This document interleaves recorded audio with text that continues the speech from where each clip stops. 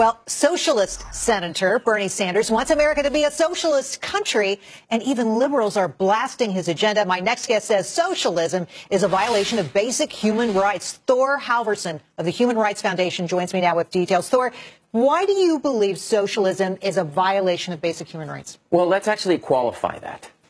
Countries that do not violate human rights can have socialist governments, and that's perfectly okay. If there are branches of government that exist and separation of powers and constitutional rights, you can have a country like Denmark or Norway or Sweden that oftentimes have socialist governments, labor governments. That's perfectly fine. The problem is when socialism is done under an authoritarian government or someone using socialism as a mask, takes control of a government, claims that they're going to help the people, and ultimately end up looting the country and ruining it. But I will say this. I actually made the largest contribution allowable to the campaign of Bernie Sanders. I made a contribution to Bernie Sanders' campaign. Yes. I believe because the Democratic frontrunner right now is unfortunately someone who has taken millions and millions of dollars from many dictatorships. Algeria, Bahrain, Qatar, Oman, Saudi Arabia, countries that execute people for being gay, countries that restrict all press freedoms, countries that in some cases ban Christmas.